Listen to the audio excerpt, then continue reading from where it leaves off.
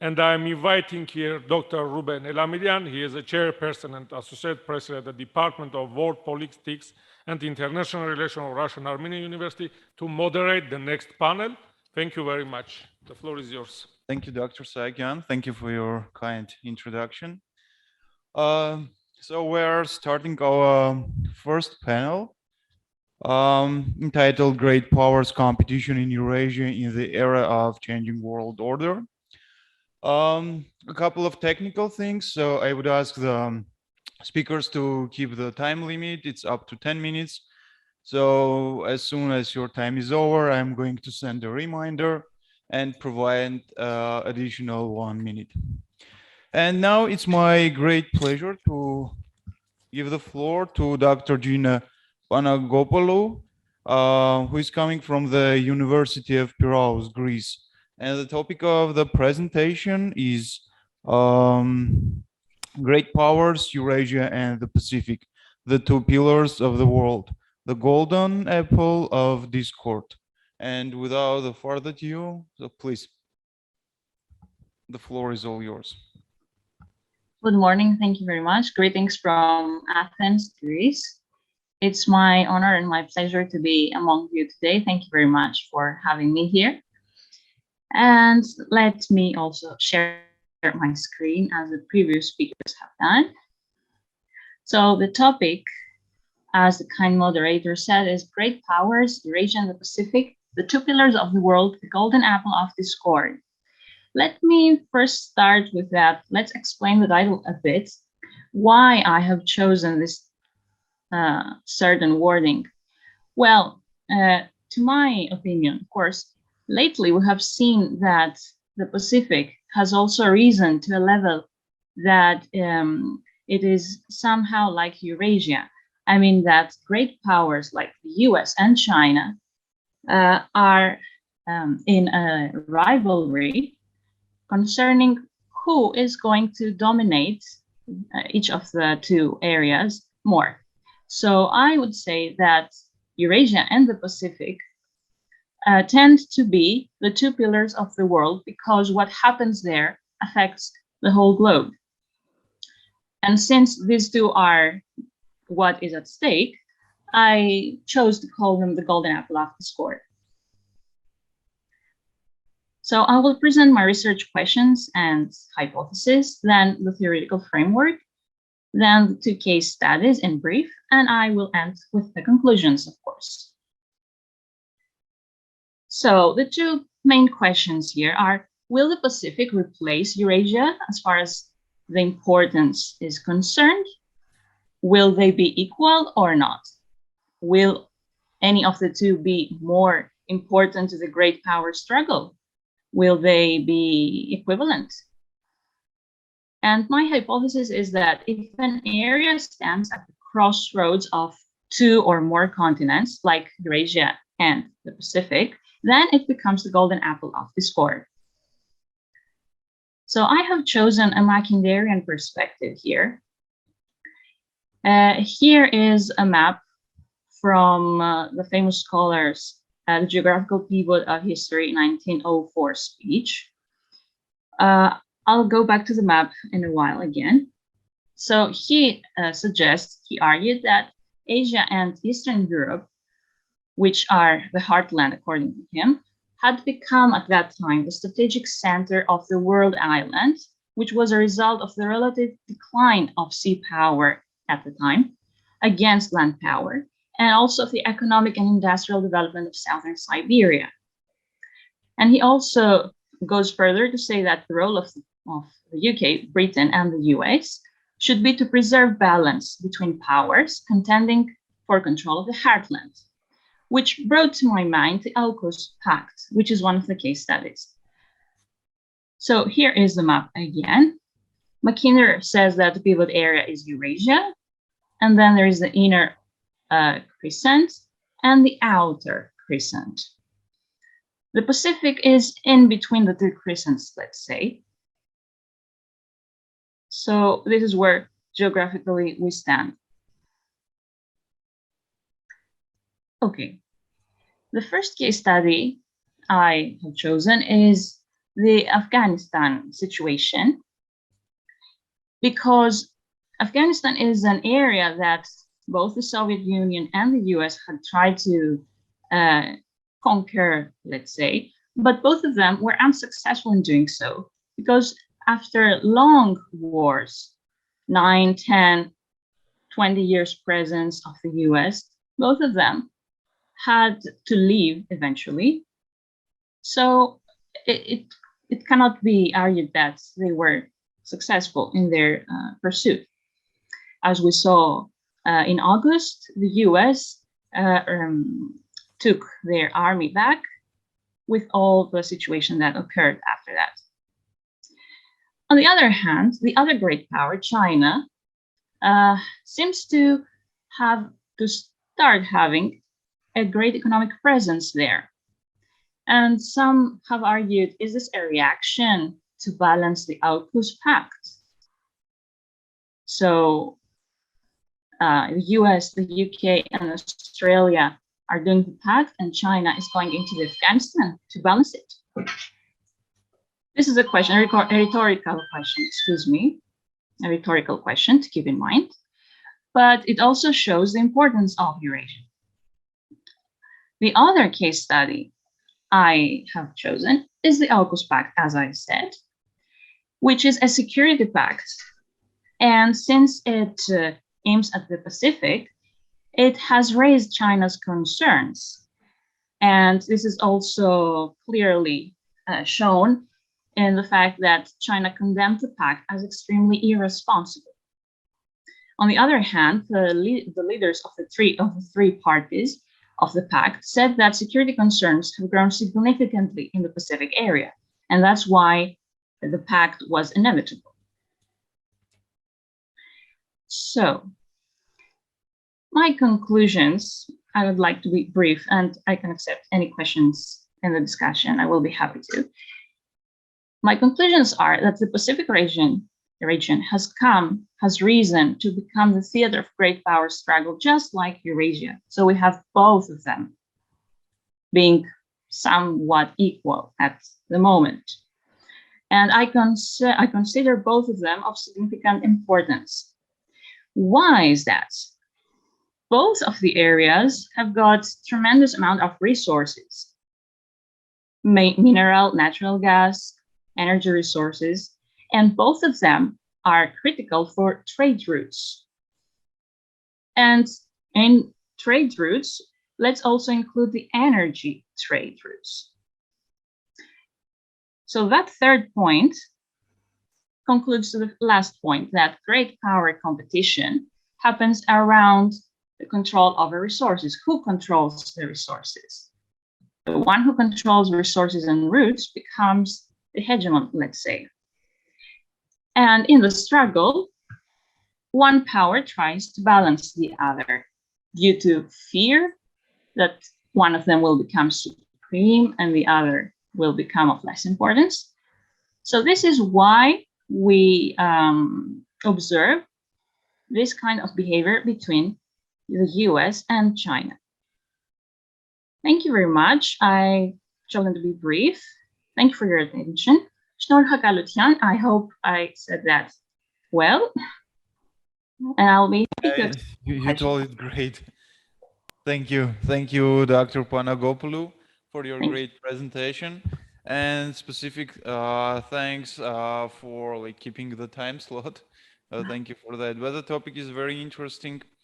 And I mean, even if we are going a century back and try to go through the works of Alfred Mann, we also see a kind of accentuation of Asia-Pacific region and Pacific Ocean.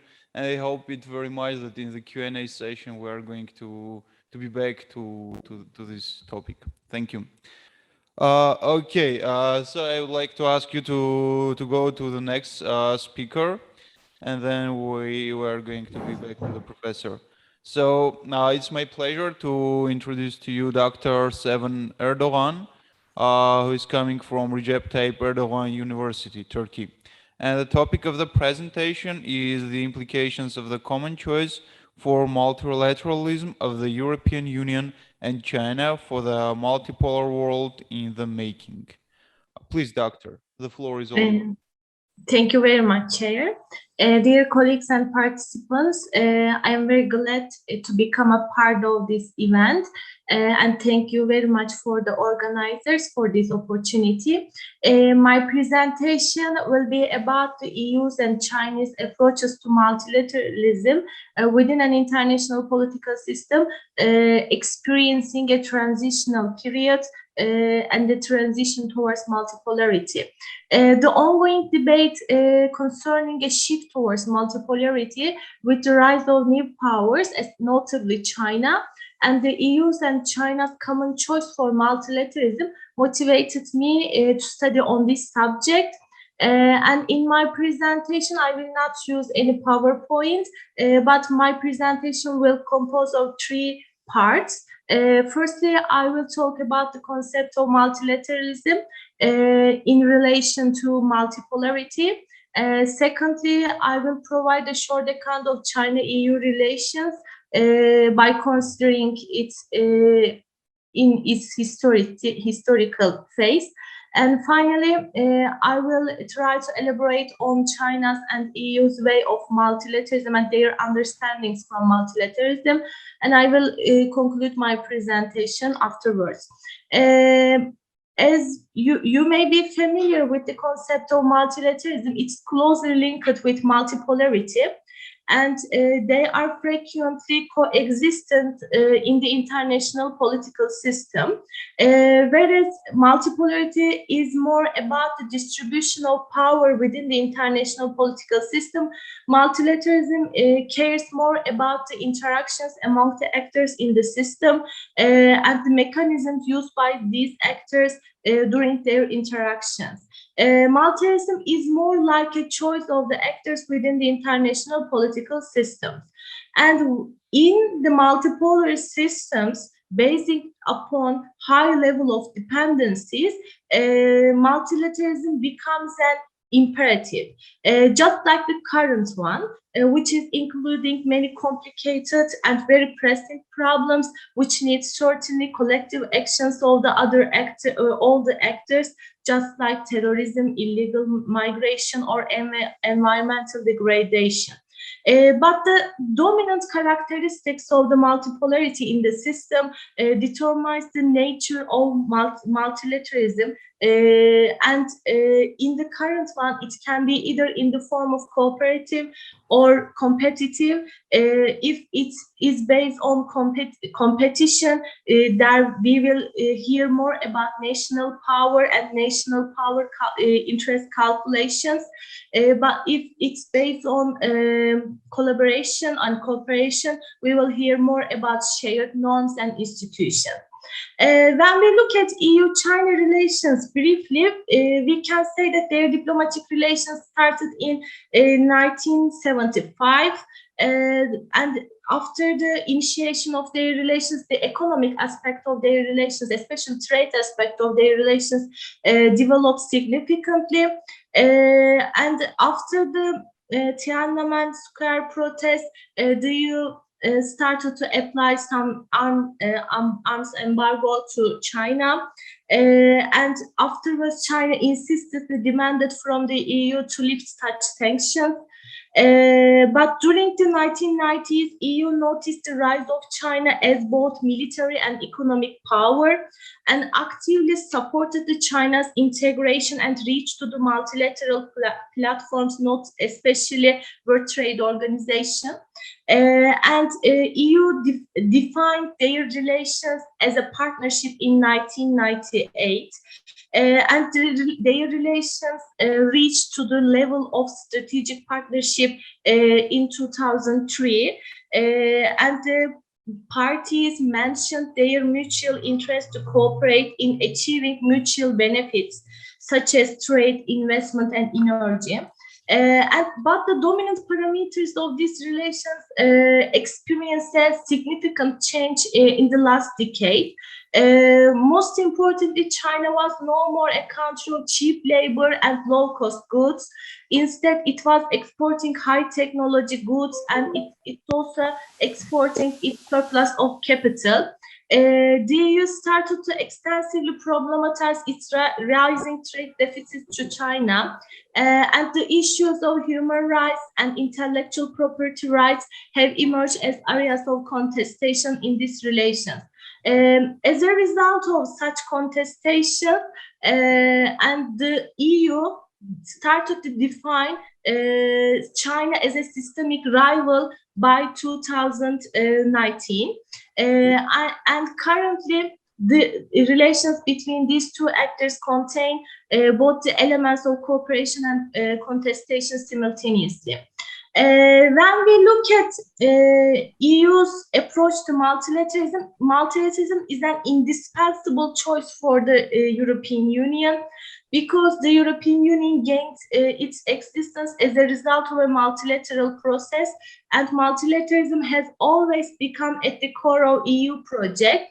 In the official EU documents, there have been always references to the multilateralism. In the European Security Strategy of 2003, it was mentioned that no single country is able to tackle today's problems, complex problems on its own. In the Lisbon Treaty, which is symbolizing the latest compromise among the EU member states, the EU puts forth that its intention to promote an international system basing upon a strong multilateral cooperation. And EU in recent years also expressing its tiredness of American claims for hegemony and American choice for unilateralism, and sees this choice as a source of instability within the system. And one of the core objectives of the EU's way of multilateralism is to separate EU's model and values through non-military mechanisms of trade and aid, especially, and with the conditionality approach. And this way of multilateralism is less effective in recent years, because the EU's model and values are found less attractive by others due to the dominance of a successive crisis in the agenda of the European Union. And when we look at Chinese approach to multilateralism, it is quite and very much linked with the China's grand and famous strategy of Belt and Road Initiative. As you well know, the objective of this initiative is to achieve a high level of connectivity extending from Asia to the end of the European continent by means of massive investment projects. For the achievement of this project, China is certainly in need of some kind of multilateralism. Therefore, after the launch of the project, China gives a more room to the active diplomacy in the conduct of its foreign policy.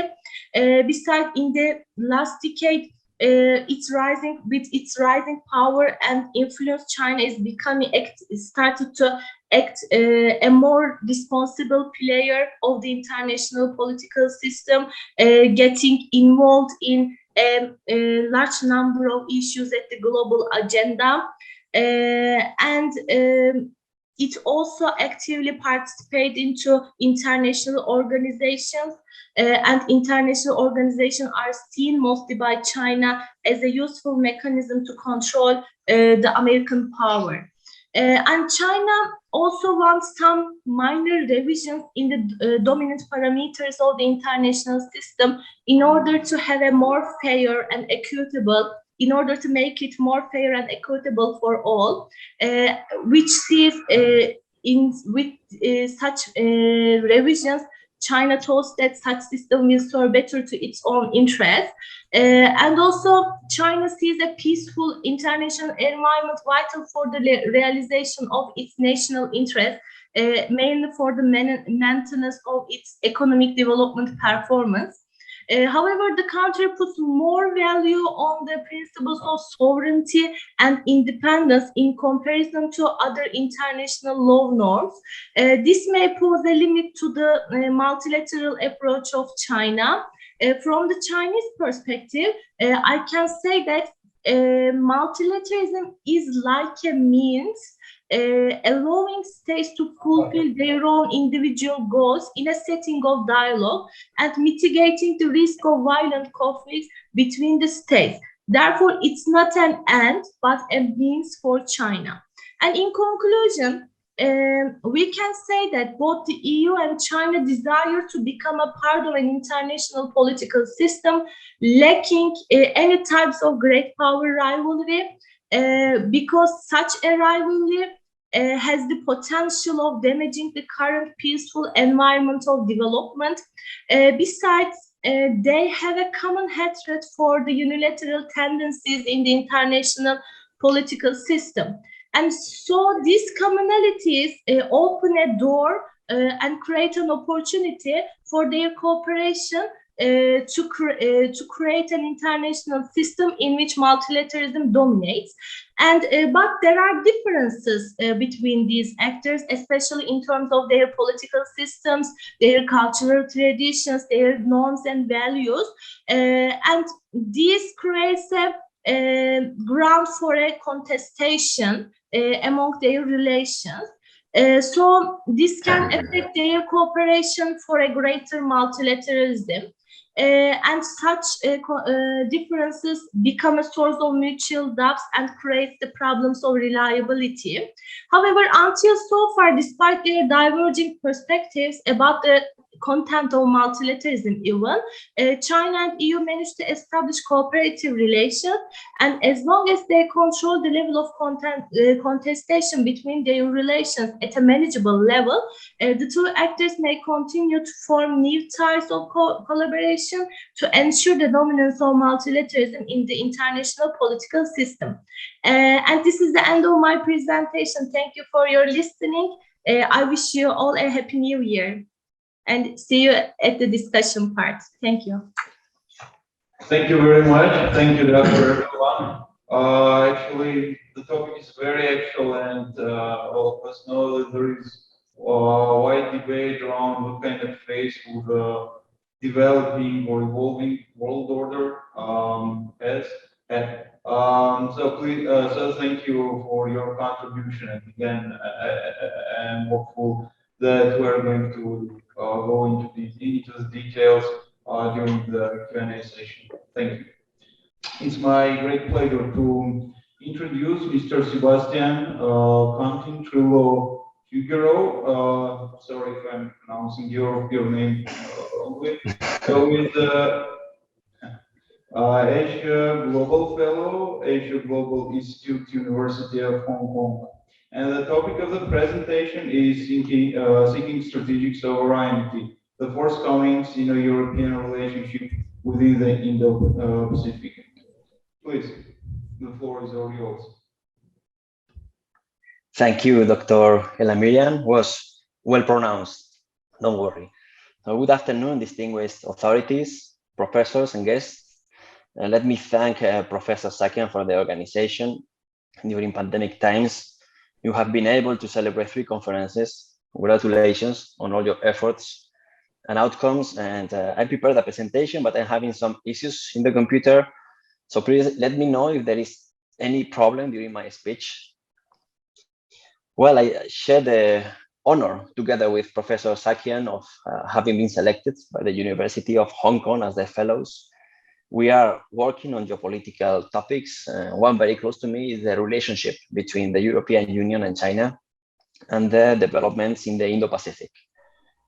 There are 4 points we need to develop for understanding the current situation of this relationship. First, what is called Europe's strategic sovereignty. Second, Europe's definition of China as a negotiating partner, economic competitor, and systemic rival. Third, the European Union and China Comprehensive Agreement on Investments. And last, the new European Union strategy in Asia and the Indo-Pacific. So let me start with a few considerations about Europe. The biggest debate now within the European Union is about what is called the strategic sovereignty, the European need for finding its place on the geopolitical chessboard, how Europe can become a major power in a more and more polarized world. Could be more federalism, a Europe with more political competences from the states.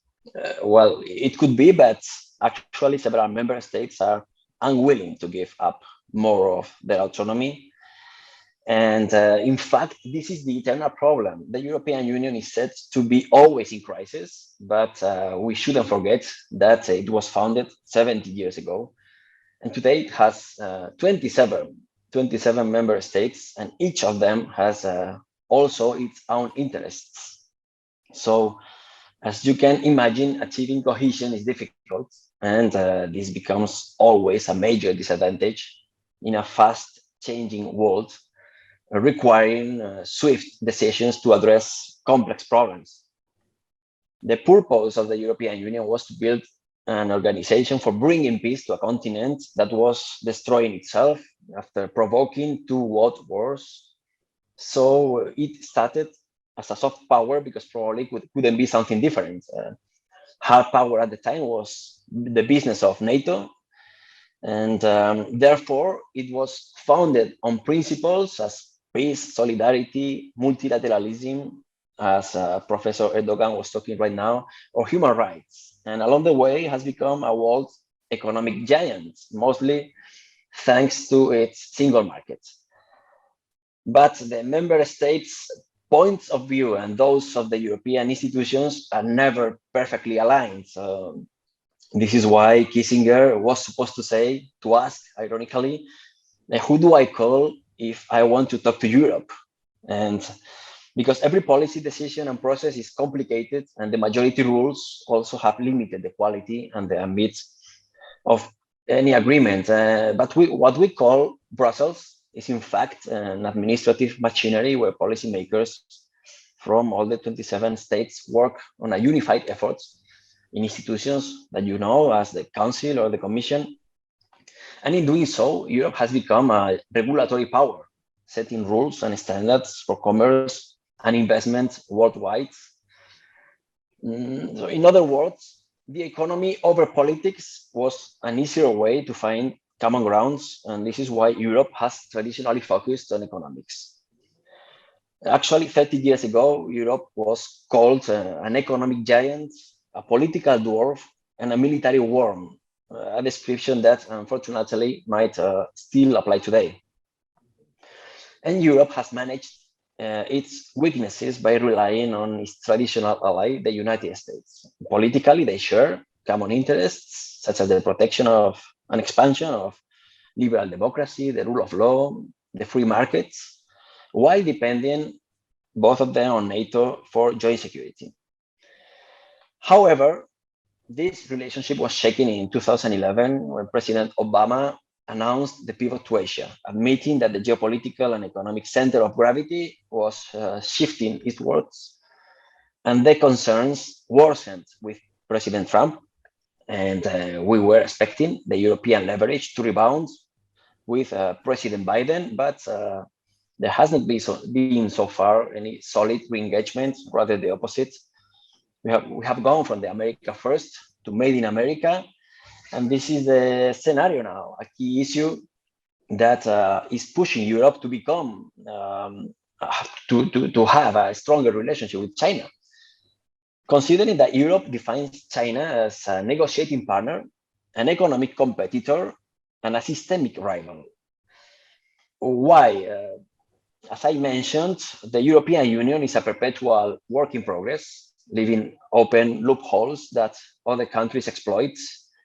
And in the last decade, China or Russia, to a lesser extent, were interfering in the internal European affairs. For instance, 15 member states signed memoranda of understanding on the Belt and Roads. EU candidates have also signed agreements complicating their applications. A decade ago, China even shaped their cooperation with Central and Eastern European countries, the 17+1 forum. 12 were European member states. Well, this is the Chinese Trojan horse mentioned by Professor Kowalski this morning. But China is Europe's biggest trading partner. It's more important economically for many countries than the US. However, Chinese activities in Europe have, for these reasons and some others, been regarded with suspicion, and mostly because Europe was open to Chinese investments, whereas European trade and investment in China face obstacles. European companies depend largely on exports and compete asymmetrically with Chinese state-owned enterprises that benefit from public financing. On the opposite side, Europe forbids the member states to grant state aids to the companies. So this is why Europe was pushing Beijing for equal and reciprocal treatment. After 7 years of negotiations, nothing more and nothing less, last December 2020, Beijing and Brussels agreed to the Comprehensive Agreement on Investments. Let's call it K. So K reinforces their relationship and raises the Europeans' stakes in the Indo-Pacific region. But you know that making simple is not exactly the European way. So the usual delay in the approval process drove Biden into the K equation. There were problems within the European Parliament, tensions with China over the issue of human rights of Uyghurs, and cherry of the top, the US, Europe, Canada, the UK coordinated sanctions on Chinese individuals, and China retaliated with its own sanctions provoking the delay of the K. So today, this agreement remains unsigned and its future is unclear, but we have the European business sector distressed by this impasse because it's blocking a better access to the Chinese market.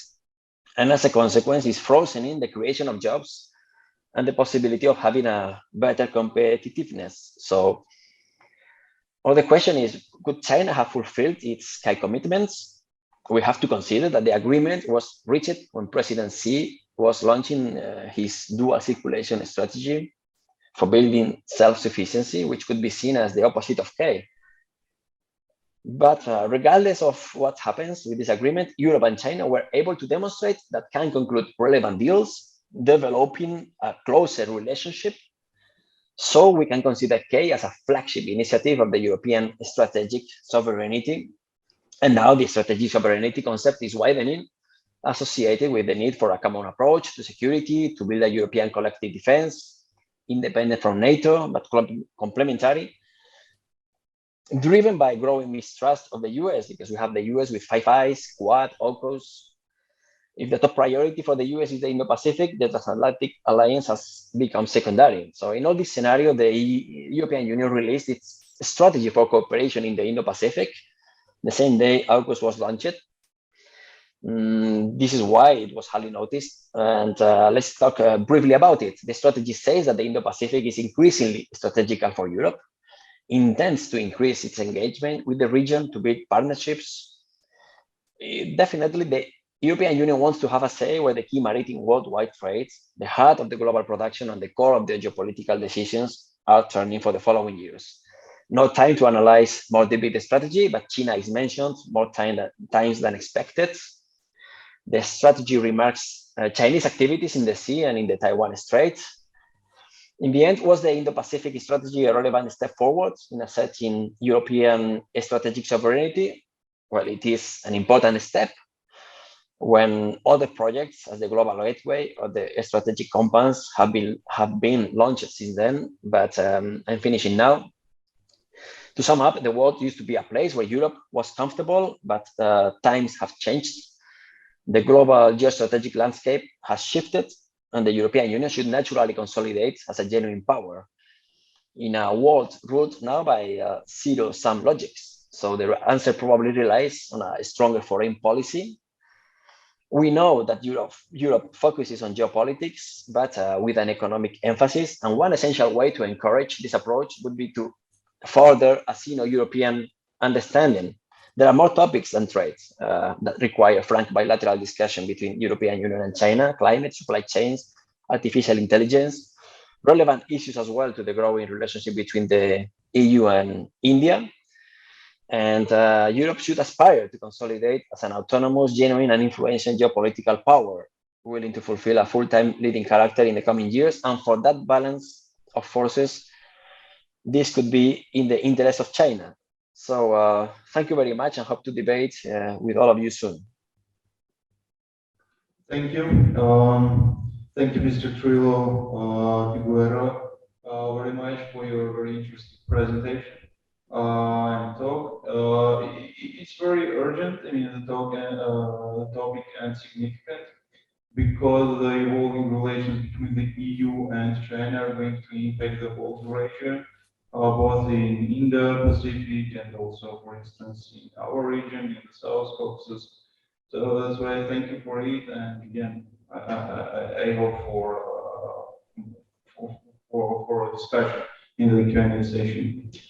Our next speaker is going to be Mr. Daniel Shapiro, who is a Harvard University graduate the year of 2020. He's also a US Fulbright Student Research Fellow. And the topic of his presentation is Great Power Competition in Eurasia, China's rise in the South Caucasus and its effects on American interests. Please. Great, thanks.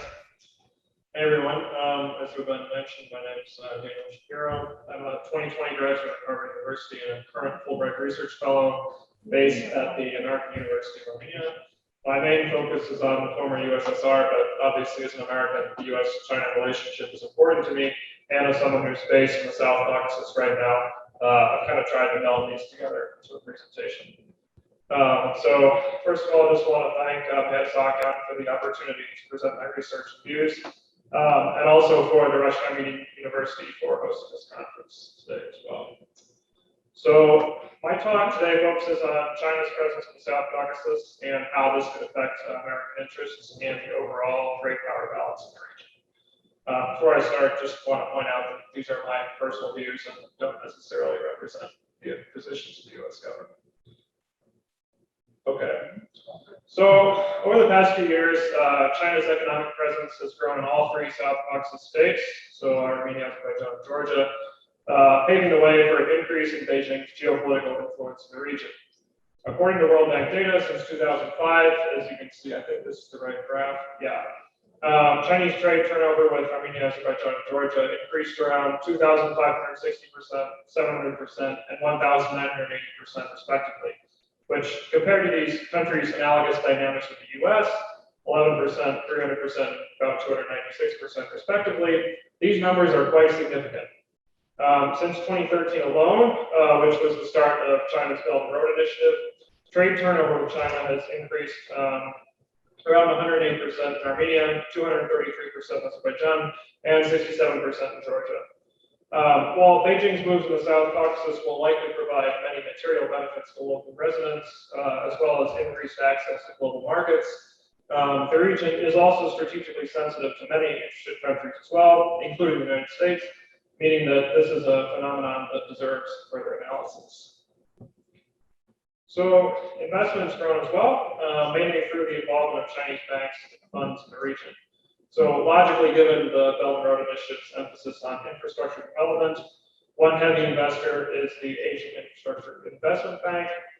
Other financial institutions such as the China Development Bank, Exim Bank of China, and the ICBC have also played influential roles in investment projects in the South Caucasus, as have various Chinese private companies as well. Chinese investment in the region is by no means uniform. Each country has its own areas in which Chinese organizations have made their presence felt. And the amount of Chinese investment is also not equally spread out across the region as well. Azerbaijan and Georgia generally attracted more investment, while Armenia is lagging behind. You can see up here China's FDI stock in South Caucasus countries and how it varies widely. Finally, also different countries just present investment statistics differently. Georgia's National Statistics Office, for example, reports bilateral FDI inflow and outflow, and Armenia and Azerbaijan don't as fully. So, while China's relationships with South Caucasus countries are probably not among China's top foreign policy priorities, its economic presence in the South Caucasus has nonetheless grown exponentially in recent years. And it could be only a matter of time before this growth translates into real political influence. Located between European and East Asian markets, South Caucasus countries present transit routes for Chinese and European goods that could greatly aid China's economy. Investing in the region provides China, therefore, with a foothold in the region. All three South Caucasus countries signed documents with China in 2015 related to their involvement in the BRI, and China's foreign minister has made trips to all three countries. But experts point out that China's interest in the region might be geopolitical as well. Sergei Makedonov, for example, argues that China worries about jihadists in Xinjiang, and the South Caucasus' proximity to jihadist hotspots in the Middle East is important in the context of combating this threat. Additionally, according to a 2014 article in the Yale Journal of International Affairs by David Babayan, China has employed a cluster approach to the South Caucasus, as it has developed relations with all countries in the region instead of taking a side in regional conflicts. So in this way, basically, China can continue to grow its presence in all countries in the region, a process that notably still coincides with Russia's and Iran's interest in pushing the region away from the West, and potentially, given the recent announcement of the 3+3 format, potentially Turkey's as well. So from an American perspective, this means that it makes sure that the United States and the West as a whole should at the very least pay attention to this increasing Chinese activity in the region. The South Caucasus has lost some economic relevance to U.S. policymakers just due to the U.S. shale revolution and the resulting downturn in demand for the region's oil and gas. But China's activities in the South Caucasus could potentially affect and threaten several U.S. vital interests, as defined by the Independent Commission on America's National Interests, in my view. So first, the first interest is essentially to maintain a balance of power in Europe and Asia that promotes peace and stability with a continuing U.S. leadership role. So situated in a key location between Europe and Asia, two major rivals, Russia and Iran, the conflict zones, Iraq and Syria, and an increasingly unpredictable Turkey. The South Caucasus is an area in which maintaining a U.S. leadership role should be a priority, as should be maintaining the South Caucasus countries' cooperation with U.S.-led alliances such as NATO.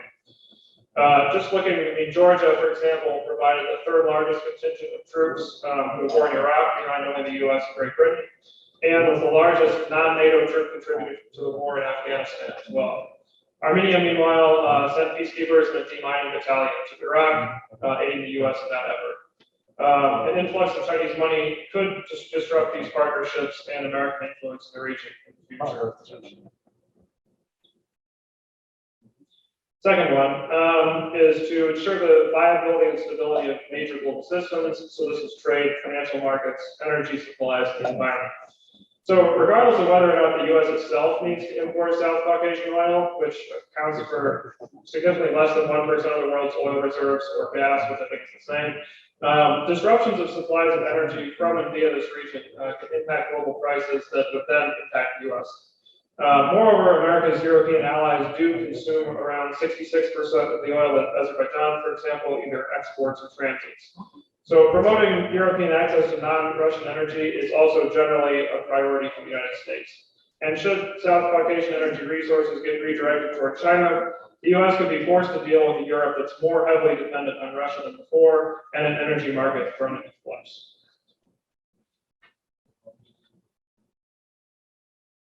Okay. So the third one is to ensure U.S. allies' survival and their active cooperation with the U.S. in shaping an international system in which the U.S. can thrive. So creating and maintaining an international democratic order is and will continue to be a U.S. foreign policy priority for some time to come.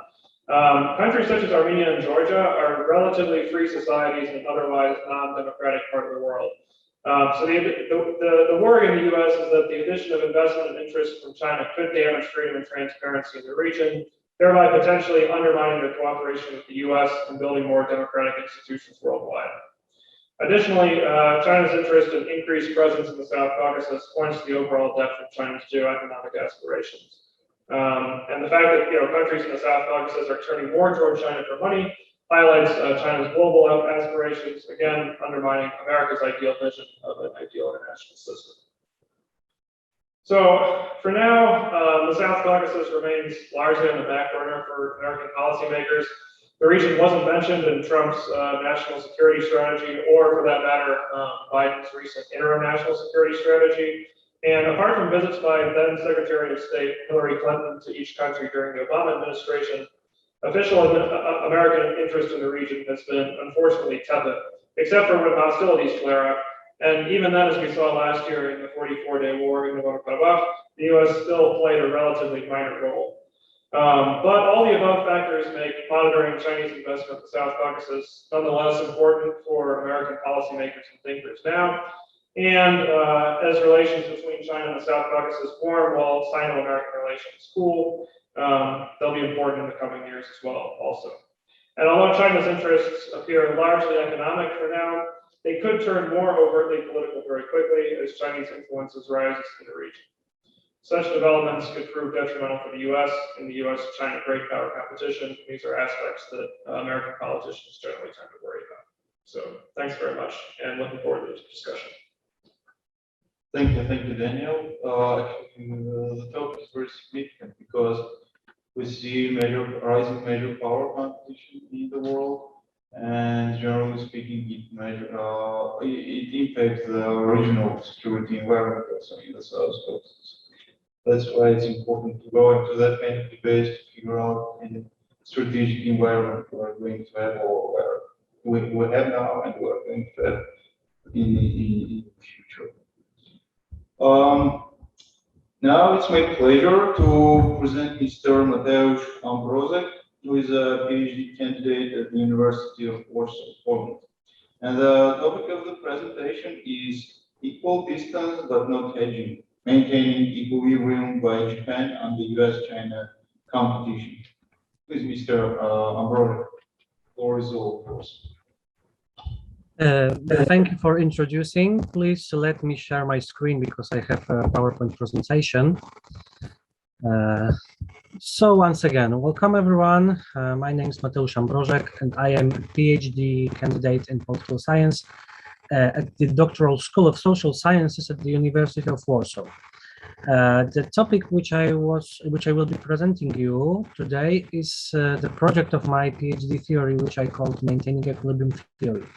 This theory is more complicated, so I will cut my presentation to the area in which we are interested in, to the Japan relations under US and China competition.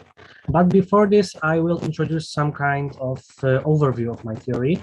What causes maintaining equilibrium? Maintaining equilibrium appears in the hegemonic shift, which will be generated by increasing rivalry between great powers, between hegemon and pretending challenger. This increasing rivalry is a very crucial threat to the regional powers' position in the international system, because regional powers are stabilizing the subsystems, regional limited subsystems. They are the most powerful states in these subsystems. So when the increasing rivalry begins, there are several problems for regional powers, because regional powers couldn't give profits from this position in the international system. The smaller states in the subsystem, middle powers and small states, could cooperate with great powers, so the position, the regional powers' position in the subsystem would be weakened in this situation. So the main purposes of regional power behavior under hegemonic shift is to maintain stability of international system. And then regional powers could keeping benefits which gave in the former stages of hegemonic system. The main hypothesis of my theory, which I would introduce you on my empirical example, is that when hegemonic shift increases, regional power seeks to stabilize the structure of the international system. These kind of states are doing this through the implementation of the number of agreements increasing in direct proportion to the progress of hegemonic shift. I will present you on this slide how it becomes. When regional power came down to the decision of maintaining equilibrium and faces into two striving from great powers on bandwagoning to these regional powers, the regional power wants firstly to cooperate with great power A. Yes, they make some military or economic agreements, but these agreements could generate some kind of inequality in the relation in the triangle between great power A, great power B, and regional power.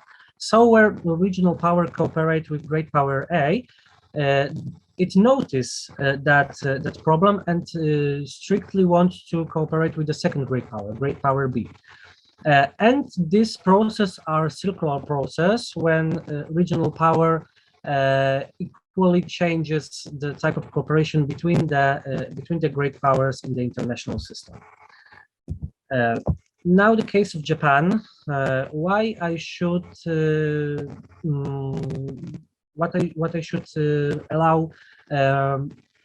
analyzing Japan into my theory. Why I noticed that Japan is a great power in the international system in contemporary international relations. I gave three indicators. The first one is that regional power, if want to make subsystem stable, wants to generate some kind of special cooperation between the member of the subsystem.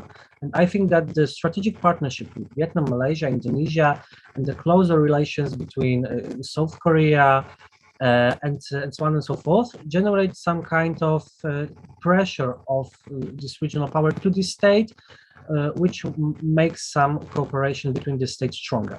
The second one problem is that the regional power wants to have some agenda for future, for improving this relation. In the kind of Japan, I see two types of these items. The first one is the infrastructural projects, for example, partnership of quality infrastructure and the Tokyo strategy for making Japan cooperation. And the second one, rather politically military integration, is the concept of free and open Indo-Pacific, which maintains multilateralism and flows in trade and in Indian Ocean and Pacific Ocean.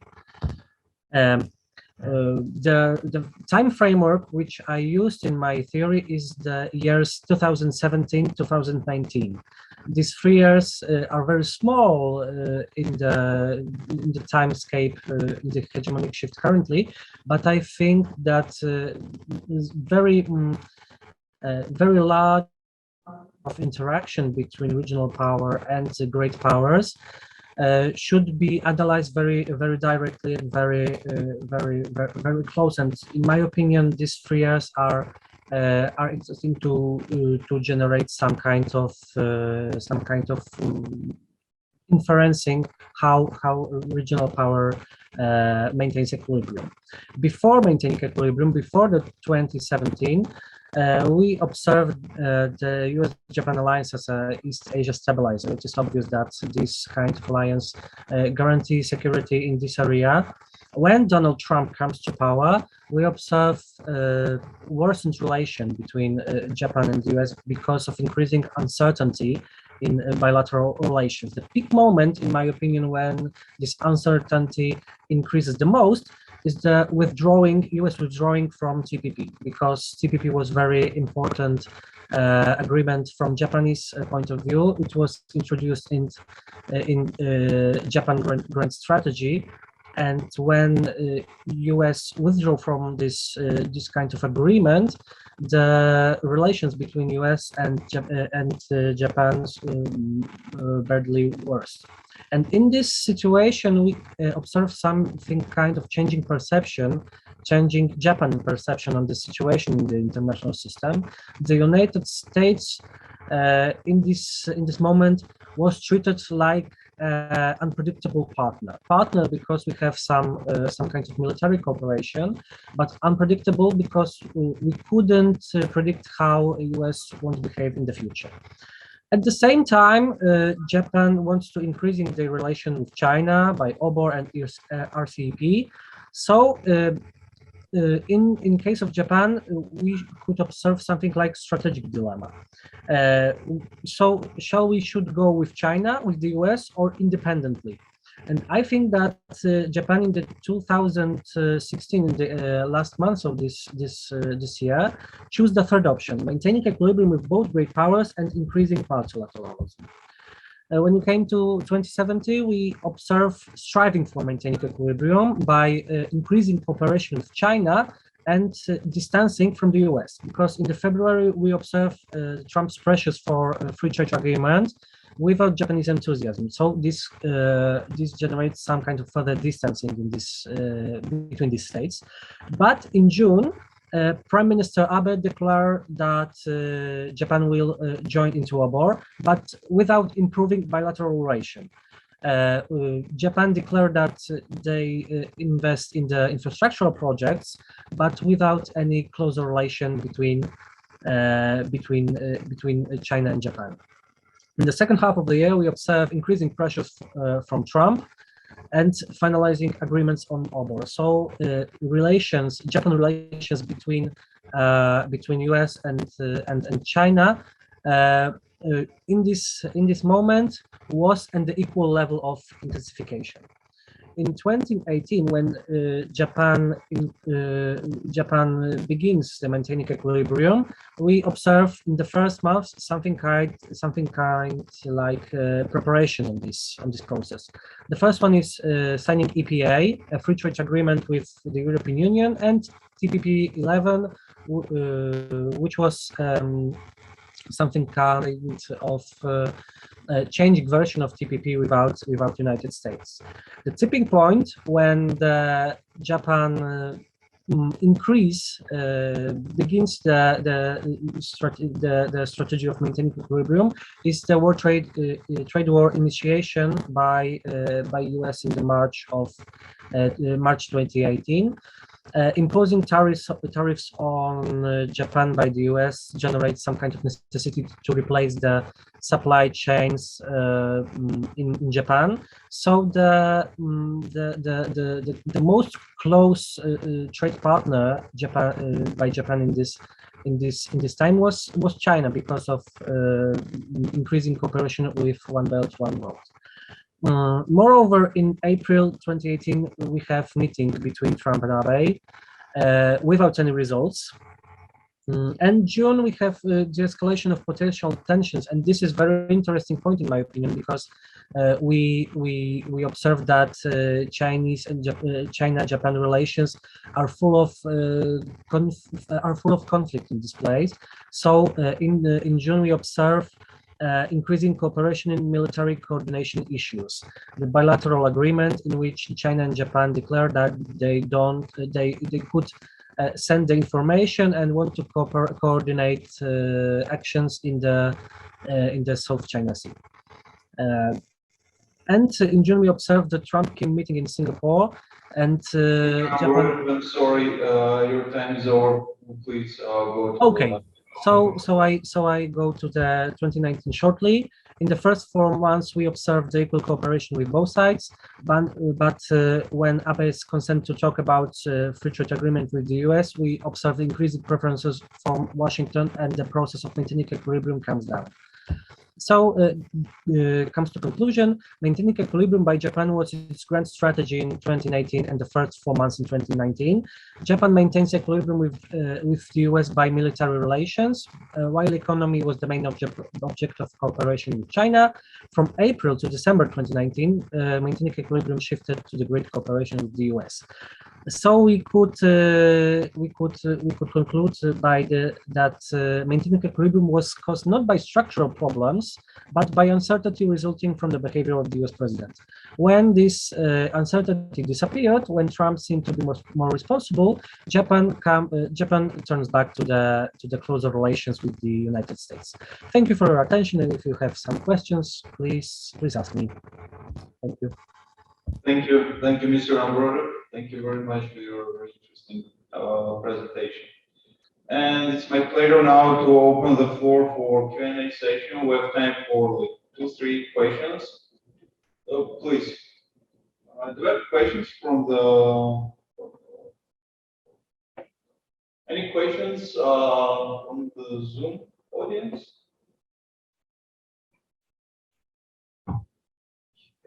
Just no questions.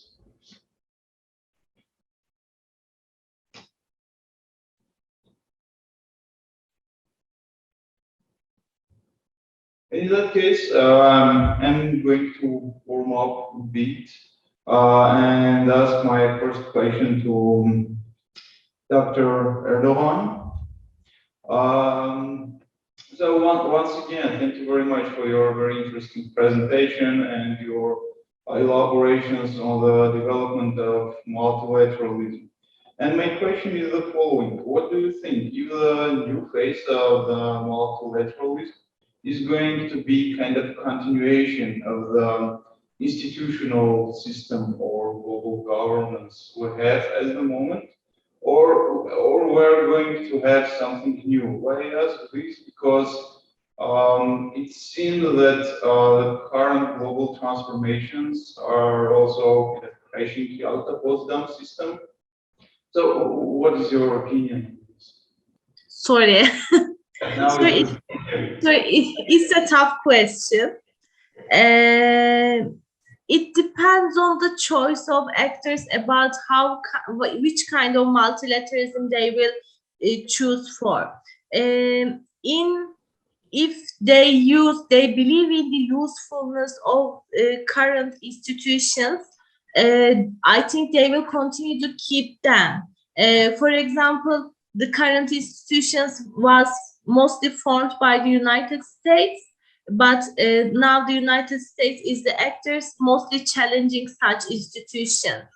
So because United States is believing that it's not no more serving to its own interest better, such institutions, and they are serving to the interest of China or other powers.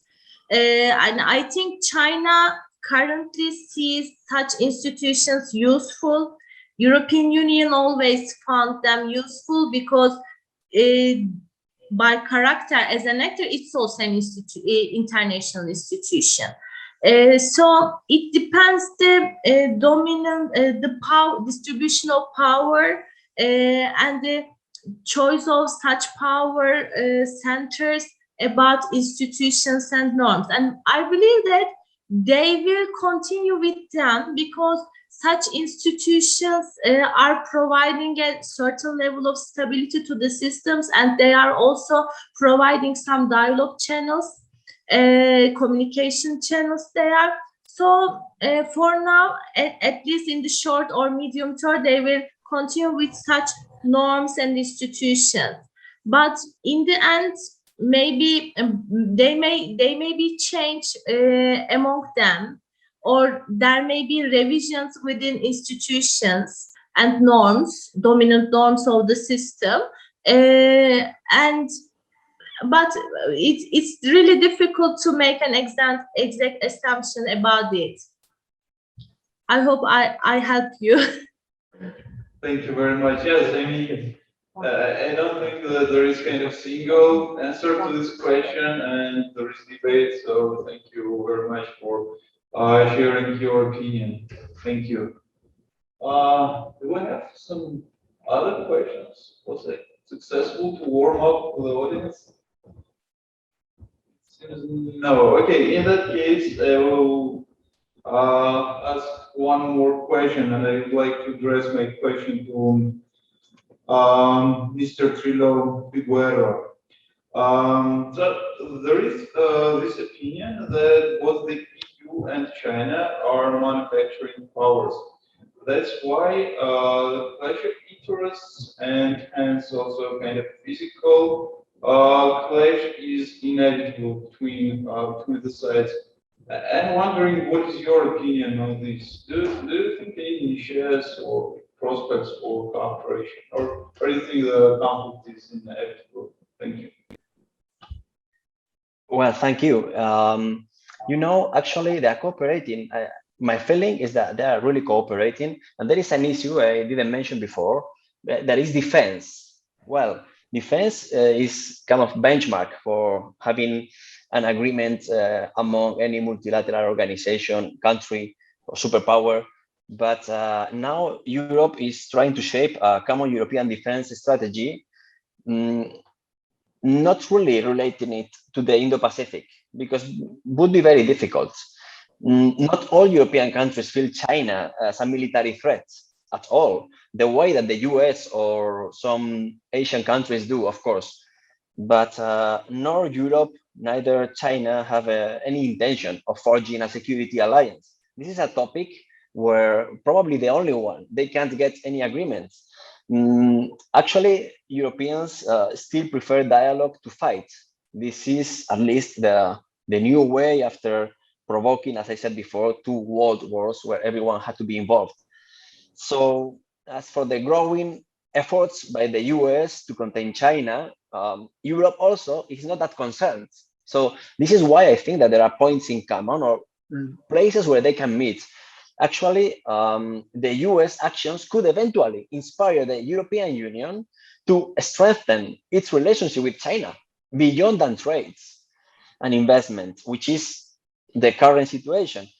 That's why I really think that the path set out by the comprehensive agreement on investment is essential, even if finally this is not signed.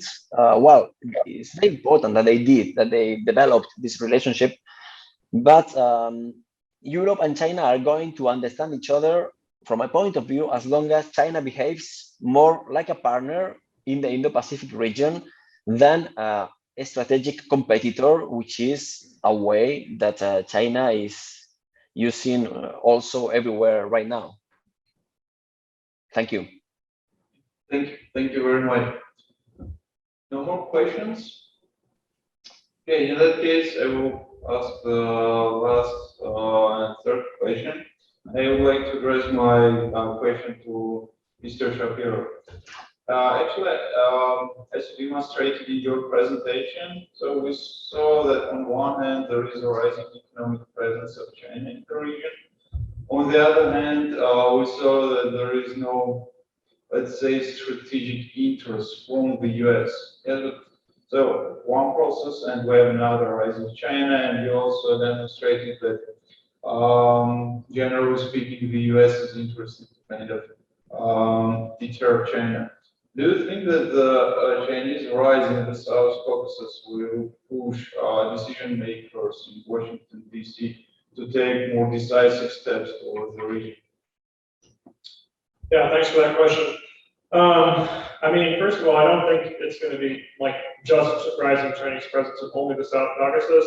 I mean, I think it's going to be sort of a combination of all sorts of different regions that would push Washington in that direction. But if we're talking about the South Caucasus specifically, then yes, I do think it could play a role. I mean, you mentioned that China has no strategic interests there now. I mean, that's sort of hard to say. Even if we're just looking at economics, I think the main U.S. concern, at least over the past decade or so, especially, has been sort of this idea of Chinese debt traps, essentially, where you provide a ton of money to a country and then, well, they can't pay off the money, and essentially they end up sort of beholden to Chinese interests in one way or another. You know, obviously what China does with those interests is kind of up to them, but it's definitely a point of concern for the U.S., not just in the South Caucasus, but also in other parts of the world as well. Also, I disagree that the U.S. has no strategic interests in the South Caucasus. I mean, what I said was they might not be as pressing as in other parts of the world, you know, say East Asia, Eastern Europe, or the Middle East, or something like that. But that doesn't mean that there aren't strategic interests here. You know, for example, the U.S. has a pretty strong partnership with Georgia. We've been involved in the USD Minsk group for the regulation of the conflict in Nagorno-Karabakh. We do have interests here when it comes down to it. And I think that, you know, especially from an American perspective, following the American pullout from Afghanistan, showing that we can, you know, support our partners, you know, even after this event is going to be pretty crucial. And I think that extends to South Caucasus as well. So we'll see how it comes. Like, we'll see how it goes in the future. I think it kind of depends on a lot, you know, A, what China continues to do in the South Caucasus, B, how much emphasis the U.S. decides to pay on the region in general, and C, just what sort of the U.S.'s general foreign policy posture continues to be, as we see kind of various administrations bring a new one every few years or so. So there's a lot of uncertainty, but I think there's, you know, definitely a possibility that the U.S. will certainly pay more attention to the region, and part of it could definitely be due to Chinese activity. Thank you very much, Daniel. With this, I haven't said at all. I would like to thank all the panelists and participants of this great panel. Thank you.